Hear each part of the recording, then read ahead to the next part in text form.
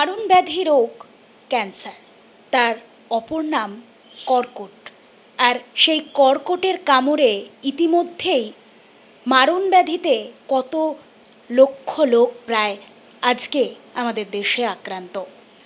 সমীক্ষায় দেখা গিয়েছে আগামী দিনে 100%-এর মধ্যে 25% লোক কিন্তু মারণ ব্যাধির এমনই একটি রোগে আক্রান্ত হতে পারে।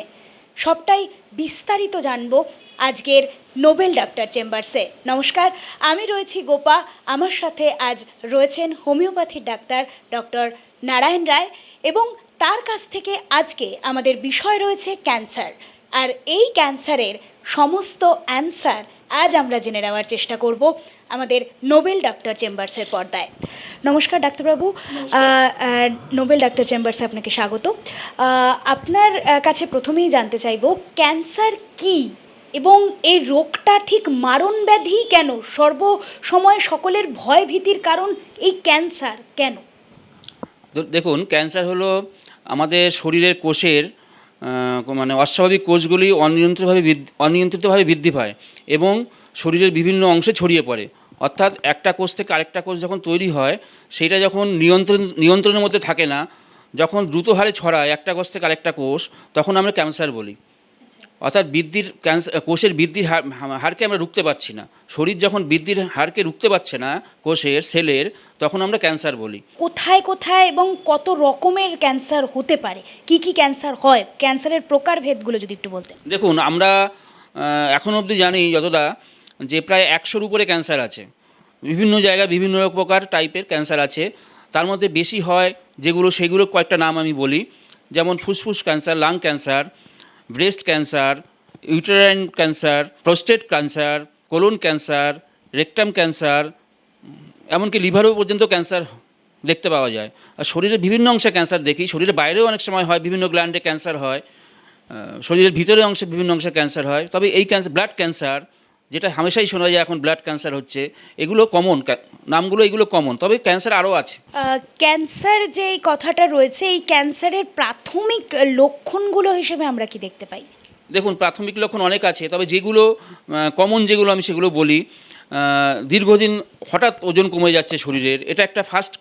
শরীরের ওজন কমছে এবং সেটা দ্রুত হারে কমছে, এটা ক্যান্সারের একটা লক্ষণ। ধরুন, যার হঠাৎ গলার স্বরটা অনেক দিন ধরে বসে আছে বা কাশি কমছে না, এটাও একটা ক্যান্সারের লক্ষণ। লুজ মোশন হচ্ছে, দীর্ঘদিন ধরে লুজ মোশন হচ্ছে, পায়খানা ওষুধ খেয়েও, অ্যান্টিবায়োটিক খেয়েও কমছে না, এটাও একটা কারণ। পেটে ব্যথা, পেটে যন্ত্রণা, বমি হচ্ছে, স্কিনের মানে ত্বকের কালার পরিবর্তন হচ্ছে, এটাও একটা ক্যান্সারের লক্ষণ। এরকম অনেক লক্ষণ আছে। তবে প্রাথমিক এই লক্ষণগুলো দেখলে অবশ্যই চিকিৎসকের কাছে যাওয়া উচিত। বা শরীরে কোথাও অংশে যদি গ্রোথ তৈরি হয়, অ্যাবনর্মাল গ্রোথ, টিউমারের সৃষ্টি হয়, সেইটা অবশ্যই তখন ডাক্তারবাবুর সাথে দেখা করা উচিত। দেখা করে পরীক্ষা নিরীক্ষার মাধ্যমে সেটা ট্রিটমেন্ট করা উচিত। টিউমার বিভিন্ন জায়গায় হতে পারে, টিউমার শরীরে, সেইগুলো ভালো টিউমারও হতে পারে, খারাপ টিউমারও হতে পারে। খারাপ টিউমারগুলো আমরা ক্যান্সার বলে আমরা বলি। টিউমারের সাথে ক্যান্সারের কি সংযোগ স্থাপন রয়েছে? অবশ্যই আছে। টিউমার থেকে ক্যান্সারের সৃষ্টি হয়। টিউমারকে দুই ভাগে ভাগ করি, একটা হচ্ছে বিনাইন টিউমার, একটা হচ্ছে ম্যালিগন্যান্সি টিউমার। যেটা বিনাইন টিউমার সেটা স্বাভাবিক, সেটা কোষের বৃদ্ধি স্বাভাবিক থাকে, কিন্তু ম্যালিগন্যান্সি যেটা কোষের বৃদ্ধি অস্বাভাবিক থাকে, মানে একটা সেল থেকে আরেকটা সেল সৃষ্টি করে। পরবর্তী ক্ষেত্রে সেই টিউমারটা আলসারে পরিণত হয়, যেটা দ্রুত হারে ছড়িয়ে পড়ে। ক্যান্সার এই যে রোগটা আর কি সর্বক্ষেত্রে সর্ব জায়গায় ছড়িয়ে যাওয়ার একটা সম্ভাবনা সবসময় রয়েছে, এর বিশ্লেষণটা যদি একটু জানেন। অবশ্যই ছড়িয়ে যায়। ওই প্রথমে বললাম যে সেলের অনিয়ন্ত্রিত বৃদ্ধি, যেটা শরীর রুখতে পারছে না, মানে যেটা জেনেটিক্যালি জিন, যে ক্যান্সার জিন যদি থাকে, এটা পরে আমি বলবো। সেই জিন যদি, ক্যান্সার জিনের জন্য শরীরের একটা সেল থেকে আরেকটা সেল ক্ষতিগ্রস্ত হচ্ছে, মানে আলসার তৈরি হয়ে যাচ্ছে, সেই আলসারটা দ্রুত ছড়িয়ে যাচ্ছে, যেটা রোখার মতো ক্ষমতা ইমিউনিটি পাওয়ার শরীর তৈরি করতে পারছে না। ক্যান্সার কি কোনোভাবে জেনেটিক? অবশ্যই জেনেটিক। এটা আমি, ক্যান্সার একটা জিনগত একটা ফ্যাক্টর অবশ্যই থাকে। যদি ফ্যামিলি হিস্ট্রিতে দেখা যায় যে ক্যান্সারের সম্ভাবনা আছে, সেখানে যদি ক্যান্সারের কারণগুলোকে আমরা মেনে না চলি, বা যেমন ধরুন যাদের ক্যান্সার হিস্ট্রি আছে, লাং ক্যান্সারের ক্ষেত্রে অত্যধিক স্মোকিং হচ্ছে, অত্যধিক, সেখানে একটা ফুসফুস লাং ক্যান্সার হওয়ার সম্ভাবনা থাকে। জেনেটিক অবশ্যই জেনেটিক। এই ক্যান্সারের ক্ষেত্রে কিভাবে প্রতিকার করবে এবং তাদের প্রথম থেকেই প্রতিকারের লক্ষণের জন্য কি কি খাদ্যাভ্যাসের প্রয়োজন সেটা যদি একটু জানান। অবশ্যই ওই যে বললাম জেনেটিক্যালি যদি কারোর ফ্যামিলি হিস্ট্রিতে ক্যান্সারের সম্ভাবনা থাকে তাদের অবশ্যই কিছু সাবধানতা মেনে চলতে হবে। মানে শরীরে কোথাও যদি অস্বাভাবিকতা কিছু দেখা যায়, যদি শরীরে কোথাও অংশে যদি কোথাও ফুলে যায়, অত্যধিক হারে ওজন কমে যাচ্ছে, যেটা আমিও আগেও বলেছি, তারপরে আপনার লুজ মোশন হচ্ছে দীর্ঘদিন ধরে, কমছে না, পেটে যন্ত্রণা হচ্ছে, বমি বমি লাগছে, অনেক সময় বমির সাথে রক্ত উঠছে, এইগুলো খেয়াল রাখতে হবে। আর খাদ্যাভ্যাস যেটা বললেন সেটা শর্করাযুক্ত খাবারগুলোকে মানে যে যে সমস্ত খাবারগুলোয় ফ্যাট কম আছে, ওয়েট অত্যধিক ওয়েট বেড়ে যাচ্ছে, এগুলোকে কমাতে হবে। সুষম খাবার গ্রহণ করতে হবে। সুষম খাবার গ্রহণের মাধ্যমে আপনার শরীরকে ঠিক রাখতে হবে। ক্যান্সার আপনার কাছ থেকে জানতে পারলাম যে জেনেটিক, এটা হলেও হচ্ছে, তো সেই ক্ষেত্রে আমি জানতে চাইবো এটা কি কোনো রকম সংক্রামক ব্যাধি, মানে একে অপরের ছোঁয়াচের কোনো রোগ? না, ছোঁয়াচে না, অবশ্যই কোনো ছোঁয়াচে না। আপনার যদি ক্যান্সার হয়, আপনাকে আমি যদি ছুঁই, আমার কোনো সময় ক্যান্সার হবে না, এটা অবশ্যই ছোঁয়াচে না, তবে জিনগত, জেনেটিক্যালি। এই ক্যান্সারের যে প্রকারভেদগুলো রয়েছে তার মধ্যে একটি যে আপনি যে একটু আগেই বললেন ব্লাড ক্যান্সার, এটা একটা বিশাল বড় ব্যাপার, যেখানে রক্ত পরিশ্রুত করা সম্ভবপর হয়ে ওঠে না। এর ব্যাপ্তিটা ঠিক কিভাবে হয় এবং এই ক্ষেত্রে প্রতিকার কিভাবে সম্ভব, এটা যদি একটু বলতেন। দেখুন, ব্লাড ক্যান্সার হচ্ছে ওই যে রক্ত গঠনকারী সেল যেটা অনিয়ন্ত্রিতভাবে বৃদ্ধি পায়, অর্থাৎ সেইটার ক্ষমতা হ্রাস পায়, তখন সেটা ব্লাড ক্যান্সারে পরিণত হয়। যেমন শরীরের টিউমার থেকে যেমন ক্যান্সার আলসার তৈরি হচ্ছে, সেখানে রক্তের সেলে যে রক্ততন্ত্র গঠনকারী যে সেলটা আছে সেইটা থেকে আস্তে আস্তে ছড়িয়ে যাচ্ছে। দেহের কোন অংশের ক্যান্সার সব থেকে বেশি বিপজ্জনক এবং কেন? আমি প্রথমেই বলবো অগ্নাশয় ক্যান্সার। অগ্নাশয় ক্যান্সারটা যেটা পাকস্থলীর পিছনের দিকে থাকে, যেটা আমাদের খাদ্য হজম করতে সাহায্য করে এবং গ্লুকোজ তৈরি করতে আমাদের সেটা ওর বিশেষ ভূমিকা থাকে অগ্নাশয়ের। সেই অগ্নাশয় ক্যান্সার হলে পেশেন্ট প্রথমে বুঝতে পারে না এবং সেটা থেকে দ্রুত অন্য অংশে ছড়িয়ে পড়ে। যখন বুঝতে পারে পেশেন্ট, সিমটম দেয়, তখন শরীরে অন্য অন্য জায়গায় ছড়িয়ে পড়ে। অতএব অগ্নাশয় ক্যান্সারকে বলবো সবথেকে বেশি ডেঞ্জারাস। এর প্রতিকারটা কিভাবে করবে প্রথম থেকেই, যদি কোনোভাবে, মানে এটা তো একটা, আমি যতদূর শুনলাম আপনার কাছ থেকে, এই মুহূর্তে চোরা ক্যান্সার, এক কথায় তাকে বোঝা যায় না, বোঝা সম্ভবপর হয় না, এবার সেটা প্রায় কোন স্টেজে গিয়ে ধরা পড়ে বা এর প্রতিকার কিভাবে সম্ভব? দেখুন, আপনি যে বললেন কীভাবে আমরা প্রতিরোধ করব, বা দেখুন ক্যান্সার এমন একটা রোগ যেটা বেশিরভাগ ক্ষেত্রে পেশেন্ট প্রথম অবস্থায় বুঝতে পারে না, প্রথম অবস্থায় বোঝা সম্ভবও হয় না। কিছু যেগুলো শরীরের বাইরে থাকে সেগুলো হয়তো বোঝা যায়, কিন্তু শরীরের ভিতরে যেগুলো আছে সেগুলো কোনোভাবেই সম্ভব না যে আমি বুঝতে পারলাম সঙ্গে সঙ্গে বা এইটা করলে ক্যান্সার হবে না। সেটা এখন খুব মানে একটা ভাইটাল ব্যাপার, যেহেতু যেভাবে পরিবেশ দূষণ হচ্ছে, এটা একটা ফ্যাক্টর। সূর্যের অতিবেগুনি রশ্মি যেটা আমাদের শরীরে ঢুকছে, সেটাও ক্যান্সার হওয়ার কারণ। আজকে যারা অত্যধিক হারে এই যে শরীরের মধ্যে ঢুকছে, এই যে আমরা কথায় কথায় আলট্রাসোনোগ্রাফি করছি বা সিটি স্ক্যান করছি, শরীরে তো ঢুকছে, তার এরও একটা ক্যান্সারের কারণ। শরীরের ভিতরে যদি বেশি পরিমাণে ঢোকে, তাহলে ক্যান্সার সৃষ্টি হওয়ার একটা কারণ। তো এরপরে যেটা জানতে চাইবো, এই ক্যান্সারের মধ্যে যে যে প্রকারভেদগুলি যেরকম বললাম, এর মধ্যে ব্লাড ক্যান্সার যেরকম একটা রয়েছে, তার মধ্যে একটা কিন্তু ব্রেস্ট ক্যান্সার, মানে আজকের দিনে দাঁড়িয়ে একেবারেই যে কম বয়সী থেকে শুরু করে বেশি বয়সী, সে যে ক্ষেত্রেই বলি না কেন, সেই ক্ষেত্রে কিন্তু তাদেরকে দেখা যায় মূলত কম বয়সী, মানে 16 বছরের নিচে বা 13 বছরের নিচে বাচ্চাদের এখন থেকেই হেভি ব্রেস্টের কারণে হোক কিংবা কোনো টাইট কিছু পড়ার কারণে হোক, এইটা কি কোনোভাবে ব্রেস্ট ক্যান্সারের কোনো রকম কারণ এবং এর প্রতিকার কিভাবে সম্ভব? ব্রেস্ট ক্যান্সারের প্রথম কারণ হচ্ছে, প্রথমেই একটা বলবো জেনেটিক্যালি একটা যদি থাকে, বাবা মার কারো যদি ক্যান্সার হওয়ার সম্ভাবনা থাকে, যাদের অত্যধিক হেলদি ওয়েট, ওভার ওয়েট, খাওয়া দাওয়া প্রচুর পরিমাণে করে, ফ্যাটযুক্ত খাওয়া দাওয়া করে, তাদের একটা ব্রেস্ট ক্যান্সার হওয়ার সম্ভাবনা থাকে। তবে আফটার 40 সম্ভাবনা বেশি প্রবল হয়ে থাকে, মেনোপজের সময়, সেই সময় সম্ভাবনাটা বেশি থাকে। তবে এখন কম বয়সী মেয়েদেরও হচ্ছে। অত্যধিক ফাস্টফুড খাওয়া, অত্যধিক খাবার দাবার, মানে যেগুলো চিন্তা করা যায় না, শরীরে কোনো এক্সারসাইজ নেই, ওভারওয়েট হয়ে যাচ্ছে, এইসবগুলো একটা কারণ। অবশ্যই ব্রেস্ট ক্যান্সার এগুলো কারণ। আপনার কাছে একজন একটা প্রশ্ন রেখেছিলেন, অনুশ্রী সাহা, বয়স 22, শিলিগুড়ি থেকে। তার বক্তব্য হচ্ছে সে মানে ব্রেস্টে একটি ছোট দলা মতো প্রথমে হয়েছিল তারপর সেটা অপারেশনের মাধ্যমে সেটা নির্মূল হয়েছে। তো এটা আগামী দিনে কি আবারও কোনোভাবে ফিরে আসতে পারে, বা এটা কি কোনো রকমভাবে কোনো টিউমার এবং ক্যান্সারের সাথে কোনো সংযোগ স্থাপন, বা এটা কি আগামী দিনে ক্যান্সারেরই রূপ ধারণ করতে পারে, সেই ব্যাপারে সে জানতে চেয়েছে। দেখুন, ব্রেস্ট টিউমার হলেই যে ক্যান্সার সেটা আমি বলবো না, ব্রেস্ট টিউমার হওয়া মানে যে ব্রেস্ট ক্যান্সার সেটা বলবো না। টিউমার বিভিন্ন রকমের হতে পারে, তবে সচরাচর দেখা যায় ফাইব্রোঅ্যাডিনোমা অর্থাৎ নর্মাল ব্রেস্ট টিউমার।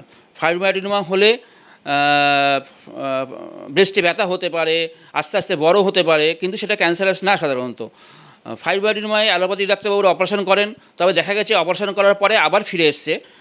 যে 2 বছর পরে যে হবে না এটা বলা যায় না।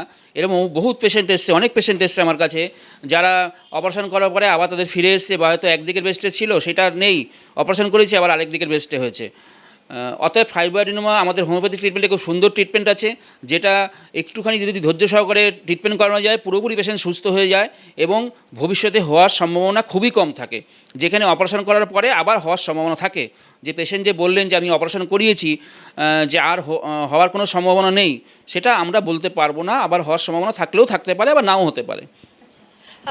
এরপরে জানতে চাইবো, এই ক্যান্সার রোগটি মূলত কোন বয়স থেকে, মানে এর কি কোনো বয়সের সময়সীমা রয়েছে, বা এর কোন সময় থেকে কাদের হতে পারে স্পেশালি ক্যান্সারটি? দেখুন, ক্যান্সারে কোনো বয়সসীমা বলা যায় না। অনেক ছোট বাচ্চাদেরও ক্যান্সারে আক্রান্ত হচ্ছে। এখন দেখা যাচ্ছে সদ্যজাত বিভিন্ন হসপিটালে গেলে দেখা যাবে ক্যান্সার হসপিটালগুলোতে প্রচুর ক্যান্সার বাচ্চারা আক্রান্ত হচ্ছে। তবে মাঝবয়সীদের একটা সম্ভাবনা বেশি থাকে। ধরুন যারা লাং ক্যান্সারও আপনি জিজ্ঞাসা করলেন যে কোন ক্যান্সারটা বেশি ভয়ানক, সেটার মধ্যে একটা লাং ক্যান্সারও একটা থাকে, যেটা এখন দ্রুত হারে ছড়াচ্ছে। যেহেতু যারা অত্যধিক স্মোকিং করেন তাদের একটা লাং ক্যান্সার হওয়ার সম্ভাবনা থাকে। তারপরে লিভার ক্যান্সার, যেটা লিভারটা অ্যাটাক হয়, সেখানে একটা বয়স ফ্যাক্টর হয়। 50 বছরের পরে দেখা গেছে বহু লোক লিভার ক্যান্সার আক্রান্ত হচ্ছে। যারা অত্যধিক ড্রিঙ্ক করেন, ওভারওয়েট, তাদের ক্ষেত্রে অবশ্যই এগুলো ঝুঁকির কারণ থাকে। লাং ক্যান্সার, এই লাং ক্যান্সারের থেকে প্রতিকার কিভাবে সম্ভব, বা আগে থেকে কি কোনোভাবে এটা বোঝা যায়, সেটার কিছু যদি জানেন। লাং ক্যান্সার থেকে প্রতিরোধ করার প্রতিকার একটা উপায় অবশ্যই আছে। পেশেন্টকে মানে লাইফস্টাইল পরিবর্তন করা, মানে যে প্রত্যেক দিন স্মোকিং করছে, মানে দিনে 2-3 প্যাকেট সিগারেট খাচ্ছে, সেইগুলোকে কমিয়ে আনতে হবে। মানে স্মোকিংটাকে পুরো বর্জন করতে হবে, তামাকজাত খাবারকে একদম বর্জন করতে হবে। এগুলো করতে পারলে লাং ক্যান্সার সম্ভাবনা অনেকটা রোখা যায়। যারা ধূমপান করে তাদেরও কিন্তু নয়, তাছাড়াও কিন্তু আমরা দেখি লাং ক্যান্সার হয়। সেটা কাদের হতে পারে, এবং কিভাবে সেটাকে বোঝা সম্ভব, বা কিভাবে রোখা সম্ভব? দেখুন, আপনি ভালো প্রশ্ন করেছেন যে যারা কোনো স্মোকিং করছেন না তাদেরও লাং ক্যান্সার হচ্ছে। ওই যে একদিন বললাম যে জিনগত যদি কোনো কারণ থাকে, তাহলে অবশ্যই জেনেটিক্যালি যদি থাকে, ফ্যামিলি হিস্ট্রি যদি পাওয়া যায়, তবে লাং ক্যান্সার হওয়ার সম্ভাবনা থাকে। আবার এও দেখা গেছে যে জিনগত কোনো কারণ নেই, ফ্যামিলি হিস্ট্রিতে কাউ ক্যান্সারের সম্ভাবনা নেই, তবু তার লাং ক্যান্সারের সম্ভাবনা আক্রান্ত হয়েছে। কি জন্য হয় লাং ক্যান্সারটা, মূলত কি কারণে হয়? দেখা গেছে যে জিনগত কারণ ছাড়াও ক্যান্সার হচ্ছে, সেখানে সে কোনো নেশা করছে না, তবু তার ক্যান্সার হয়েছে। সেই সব নিয়ে এখনও রিসার্চ চলছে, কিন্তু পুরোপুরি কারণ জানা সম্ভব হচ্ছে না। তবে দীর্ঘদিন ধরে আমি বলবো লাং ক্যান্সারের সম্ভাবনা, যদি দীর্ঘদিন ধরে শ্বাসকষ্ট থাকে, দীর্ঘদিন ধরে কাশি হচ্ছে, কাশি কমছে না, চেস্টে পেন হচ্ছে, এগুলো কিন্তু যদি হয় সঙ্গে সঙ্গে অবশ্যই ডাক্তারবাবুর সাথে কনসাল্ট করা উচিত। যখন তখন রক্ত পড়া মুখ থেকে, বা কোনো রকমভাবে কোনো সমস্যার, এগুলোও কি কোনোভাবে ওই টিউমার বা ক্যান্সার গলার ভেতর? অবশ্যই রক্ত বমি, অনেক সময় রক্ত বমি হচ্ছে, সেক্ষেত্রে লাংসেও এফেক্টেড হতে পারে, অথবা পেটে কোথাও সমস্যা হচ্ছে, আপনার স্টুলের সাথে ব্লাড আসছে, সেখানে কোলন ক্যান্সার হতে পারে, অথবা রেকটামে ক্যান্সার হতে পারে, অথবা লাংস থেকে রক্ত উঠছে, এগুলো অবশ্যই কারণ। এবং যদি প্রথম স্টেজে আমরা জানতে পারি, অবশ্যই সঙ্গে সঙ্গে ট্রিটমেন্ট শুরু করা উচিত। অবশ্যই ক্যান্সারের বিস্তারিত আলোচনায় আমরা থাকব, তবে এর একটি ছোট্ট বিরতির পর আবারও ফিরে আসছি, ক্যান্সার প্রতিরোধ আদতেও সম্ভব কিনা।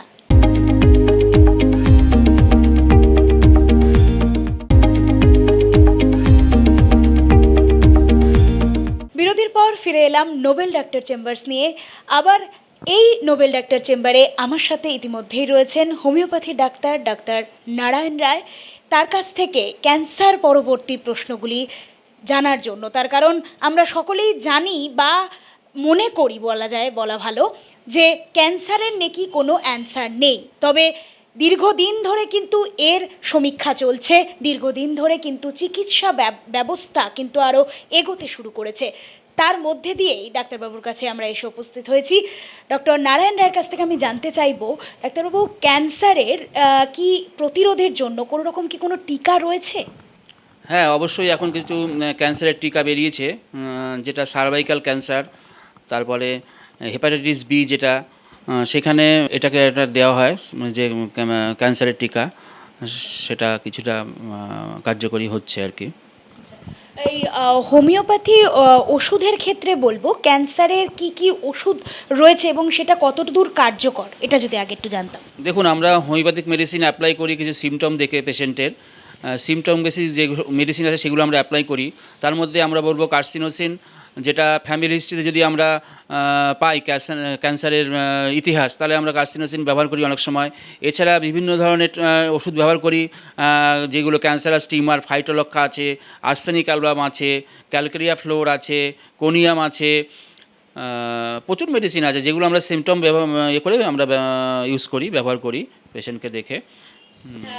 ক্যান্সার এই রোগটার জন্য প্রচণ্ড ব্যয় সাপেক্ষ কিন্তু এই ক্যান্সার রোগটি, ছোট থেকে বড় যে কারোর হতে পারে এখন বর্তমান পরিস্থিতিতে দাঁড়িয়ে আমরা যেটা দেখতে পাই।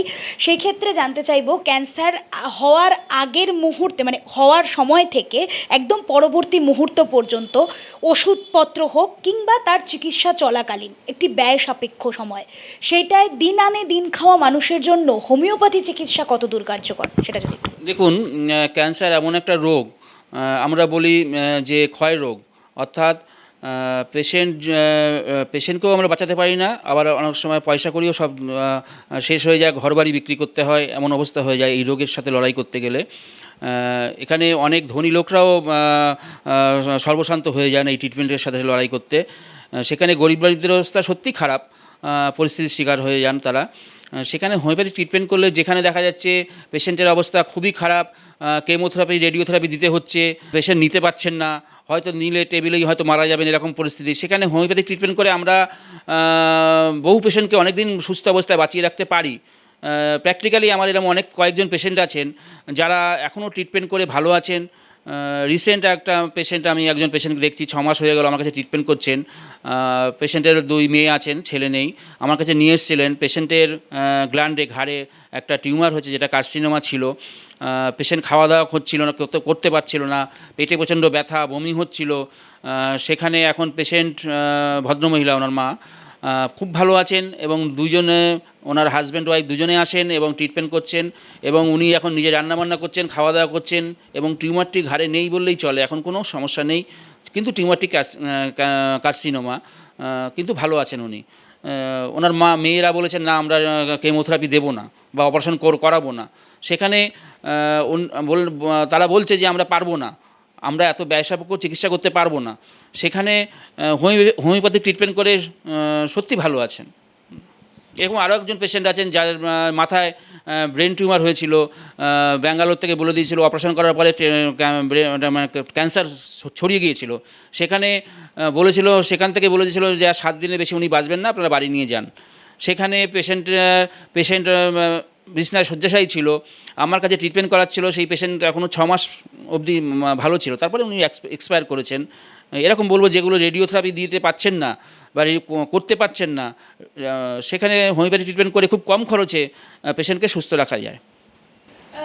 আমাদের মধ্যে কিন্তু বেশ কিছু প্রশ্ন থেকে থাকে সাধারণভাবে মানুষের কাছে, যে আমরা ক্যান্সার মানেই আর হয়তো মানুষকে বাঁচিয়ে তুলতে পারবো না, একেবারেই সেই অভিজ্ঞতার কথা কিন্তু ডাক্তারবাবু বলছেন। এবং তার সাথে সাথে আরও একটি প্রশ্নে আমি জানতে চাইবো যে ডাক্তারবাবু, কত দিন পর্যন্ত একজন ক্যান্সার পেশেন্ট বেঁচে থাকতে পারেন এবং তার স্টেজগুলি সম্পর্কে, মানে ক্যান্সারের যে প্রতিটি স্টেজ রয়েছে সেখানে কোন স্টেজ থেকে কতভাবে কিভাবে বেঁচে ফিরতে পারেন সেটা যদি একটু জানাতেন।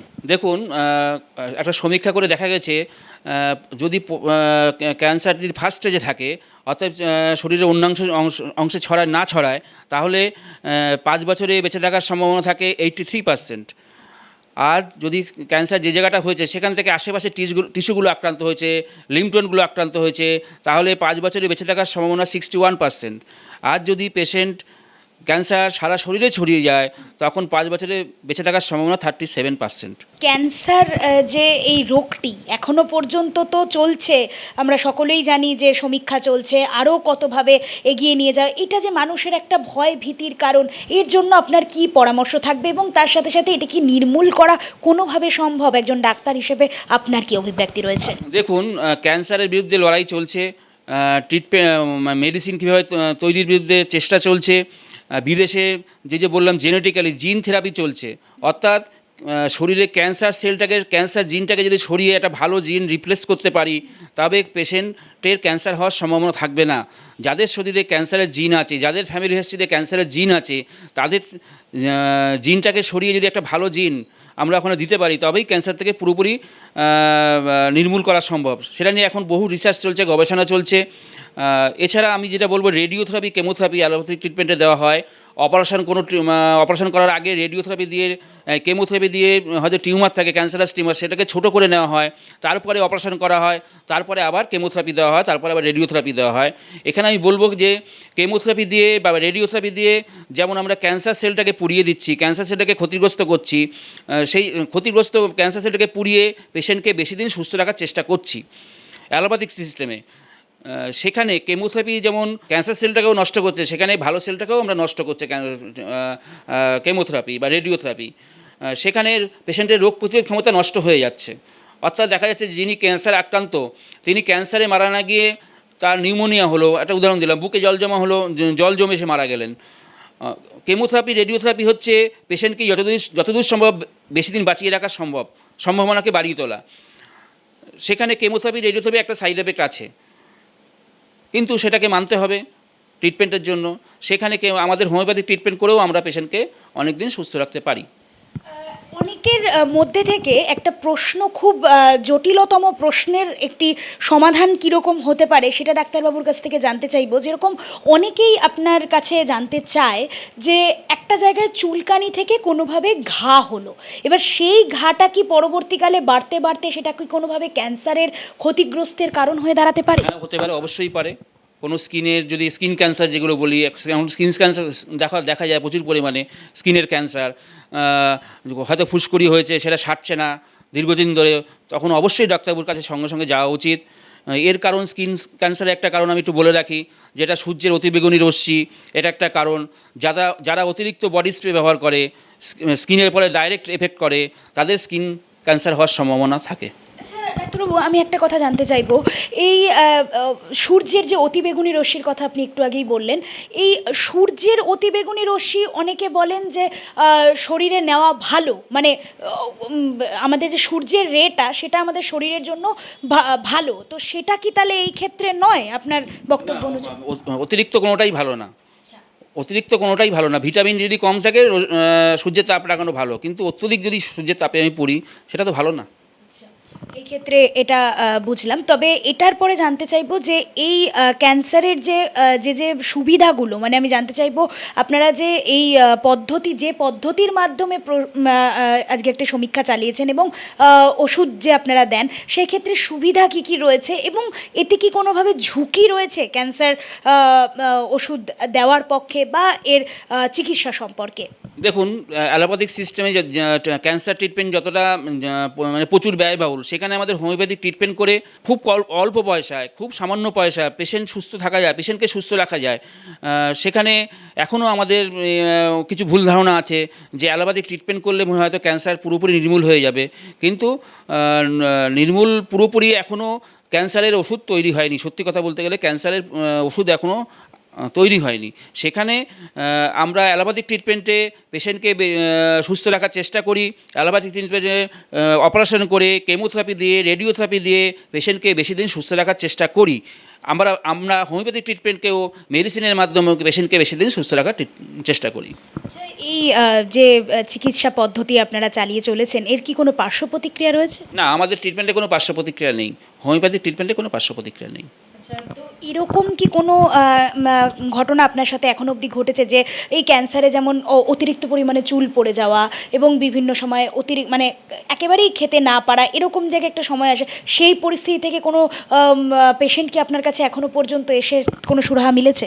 এরকম পেশেন্ট আছে যে বিশেষ করে কেমোথেরাপি দেওয়ার পরে তাদের চুল পড়ে যায়, খেতে পারে না, শরীর খারাপ করে, সুগার লেভেল হাই হয়ে যায়।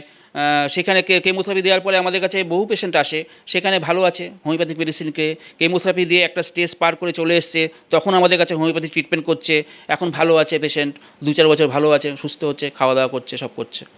ক্যান্সারের শেষ স্টেজটা কি, যেটা থেকে মানুষের ফিরে আসার সম্ভাবনা কত দূর থাকে? শেষ স্টেজ বলবো লাস্ট স্টেজ, অতএব আর কিছু করার নেই, তখন আমরা শেষ স্টেজ বলি। মানে সারা শরীরে ছড়িয়ে গিয়েছে, তখন আমরা শেষ স্টেজ বলি। অতএব ক্যান্সার মাথা থেকে একদম সারা শরীরে ছড়িয়ে গেলে তখনই শেষ স্টেজ বলি। শেষ স্টেজের মধ্যে যেটা বললেন, এর মধ্যে কি এই চারটেই যে স্টেজগুলো থাকে, সেটা কি একেবারেই সেই শেষ স্টেজ? অবশ্যই সেই স্টেজ। অসংখ্য ধন্যবাদ ডাক্তারবাবুকে। এবং তার সাথে সাথে আজকে যে মারণ ব্যাধি কীভাবে মানুষের মনে গেঁথে চলেছে, নাকি আদতেও সেটা সত্যিই মারণ ব্যাধি, তা কিন্তু আজকে ডাক্তারবাবু আমাদের মাঝখানে একেবারেই সুস্পষ্টভাবে পরিবেষ্টিত করলেন। আগামী দিনে আবারও নোবেল ডক্টর চেম্বার্সে চোখ থাকবে আমাদের সকলের। দেখতে থাকুন নোবেল বাংলা।